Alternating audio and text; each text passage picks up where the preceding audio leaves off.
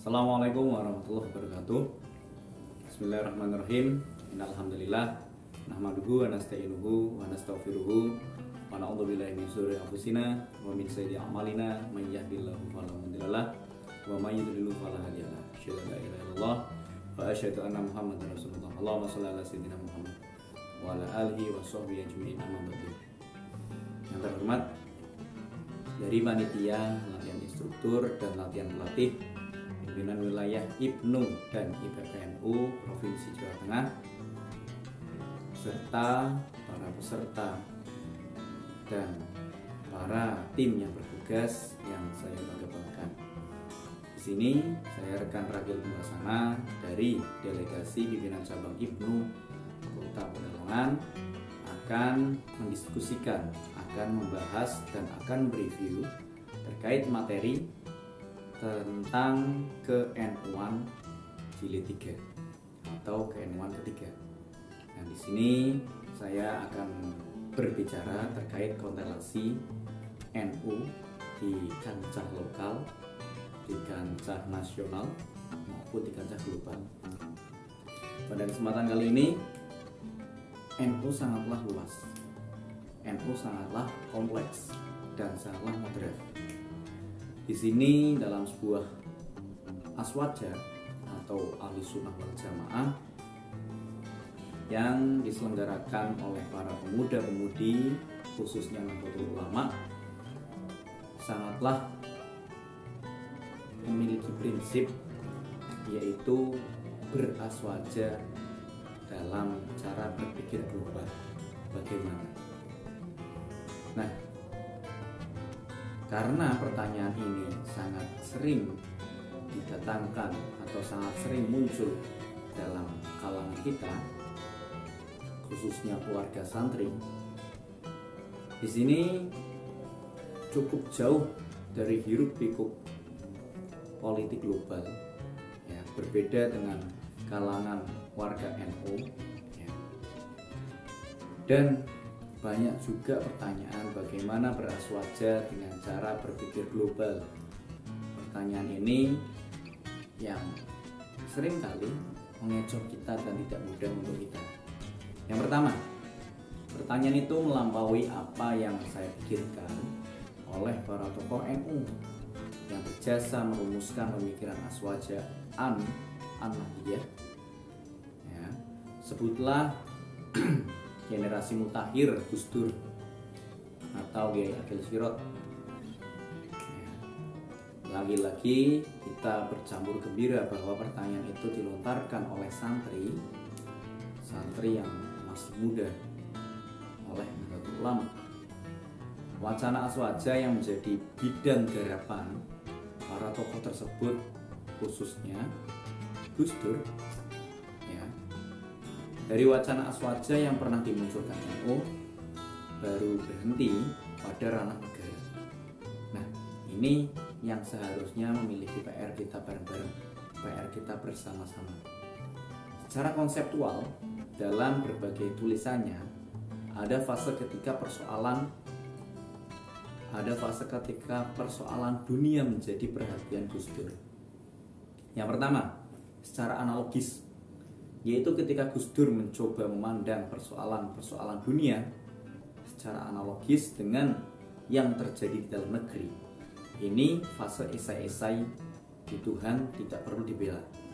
Selebihnya, fase yang keterlibatan yaitu Gus Dur melibati persoalan itu dapat terlihat dalam membangun perdamaian dunia. Nah, kita sering sekali mengenal beliau sebagai bapak pluralisme atau bapak humanisme.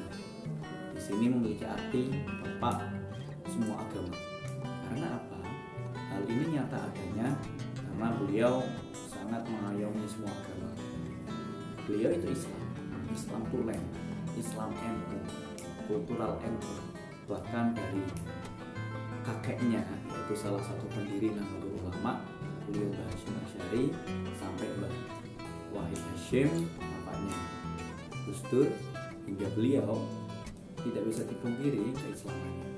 Tapi beliau dengan lihainya mengolah, mengayomi rakyat yang sangat moderat, yang sangat kompleks sekali, sehingga dapat hidup berdampingan dengan damai dan aman sentosa. Nah, itu yang memiliki nilai plus dari Mbah Gus Dur atau Abdurrahman Wahid. Nah, di sini kita juga patut mengambil kesimpulan, mengimplementasikan apa yang beliau sudah kembangkan sejak dahulu. Kita harus melanjutkan perjuangan beliau bahwasanya NU itu rahmatan lil alamin. Di sini kami harus mempertahankan bahwasanya NU itu harum untuk semuanya, NU itu damai ataupun terbuka untuk semuanya. Nah, di sini kita memiliki ataupun bisa mengaitkan dengan peluang dan tantangan strategi gerakan NU khususnya untuk kedepannya. Nah, dalam tantangan global ataupun tantangan yang akan mendatang, merintis sebuah pendekatan global atas aswaja. Kita menjadikan fenomena global sebagai tantangan. Contoh katakanlah sekarang yaitu tantangan digital. Kita harus mampu bersaing dengan organisasi, dengan orang-orang yang lain, karena ini merupakan tantangan ataupun kehidupan yang selalu berubah. Di situ kita harus selalu mengupgrade, mengimprove dan meningkatkan kualitas kita, meningkatkan SDM kita. Di situ kita harus yakin bahwasanya NU itu bisa melebur, bisa mempersatukan Indonesia bahkan dunia. Nah, di sini aswaja adalah suatu paradigma beragama.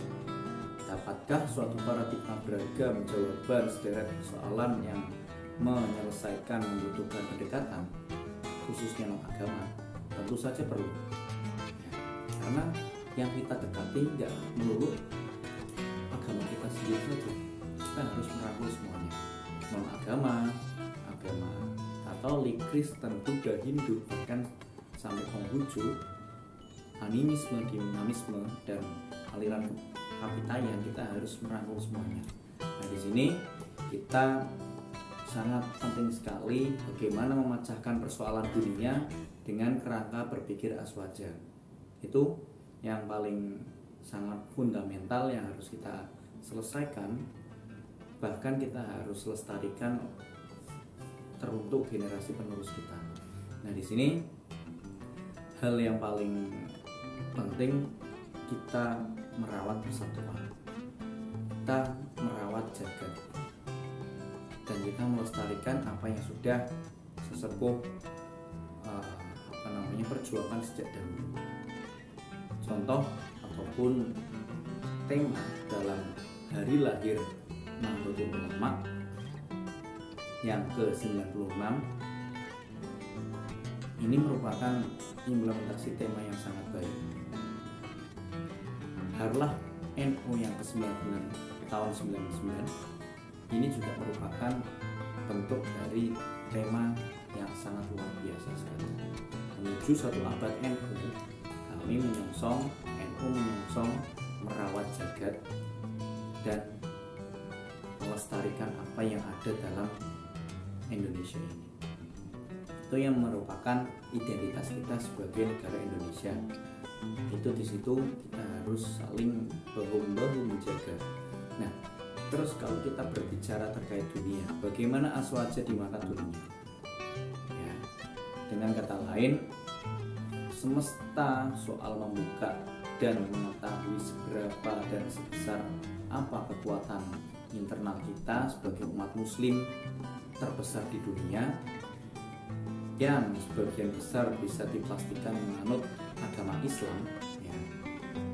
Ini merupakan tonggak ataupun acuan bagi negara-negara yang lain, karena pastinya negara lain pun iri dengan kita. Kok bisa kita hidup berdampingan antar umat beragama, lintas umat beragama, kok bisa damai sentosa tanpa ada perpecahan? Di sini kita menggunakan prinsip Bhinneka Tunggal Ika, berbeda-beda tapi tetap satu jua. Di situ kita sangat yakin bahwasanya berbeda-beda agama, beda suku, ras, budaya, bahkan warna kulit, kita harus tetap satu dalam bingkai kebinekaan. Karena filosofi Bhinneka Tunggal Ika itu sangat luas sekali yang tidak dimiliki oleh negara-negara luar. Itu yang membuat iri, yang membuat kita bisa bertahan sejauh ini. Nah, seperti yang dikatakan oleh Syekh dari Arab Saudi, bahwasanya negara Indonesia itu yaitu negara Darussalam, ini merupakan benar adanya. Karena negara kita memiliki sumber mata air, memiliki gunungan, samudra laut, memiliki benua, dan ini merupakan sumber daya alam yang patut kita lestarikan, yang tidak ada di negara-negara yang lain. Ini merupakan tantangan global kita menjaga alam, menjaga persatuan agar kedepannya tetap damai, agar kedepannya tetap makmur, adil, dan lain sebagainya. Ini yang perlu kita rawat. Itu merupakan tantangan NU bagi kancah global. Nah, di sini kita juga tetap berpegang teguh kepada Al-Khamsah, Mabadi Al-Khamsah, ya, karena itu merupakan tonggak dari majunya peradaban kita, majunya keberagaman kita. Nah, di sini perbedaan dan keberagaman latar belakang itu tentunya sudah wajar, karena prinsip perbedaan itu indah. Ya, kita dilahirkan dari orang tua yang berbeda pastinya. Kita dilahirkan dari ras yang berbeda pastinya. Nah, itu yang memiliki sebuah tantangan. Kenapa manusia itu berbeda? Kenapa dunia itu berbeda-beda? Nah, ini memang sudah dikatakan dalam Al-Quran, karena memang kalau nggak berbeda ini tidak mempunyai tantangan. Nah, ini yang paling penting. Tidak apa-apa kita beda pendapat, beda persepsi, beda pilihan, dan lain sebagainya, tetapi kita harus tetap satu, yaitu negara Republik Indonesia. Nah, itu yang perlu kita tekankan ke depannya agar kita tetap bersatu, tetap maju. Di sini NU dan persoalan sosial kemasyarakatan itu sangat kontemporer. Ya, dalam hal ini NU di Harlah yang ke-96 Masehi dan 99 Hijriah itu bertemakan merawat jagat dan membangun peradaban. Di sini sangat kompleks ya, merawat jagat itu yaitu merawat bumi ya, yang sudah menua.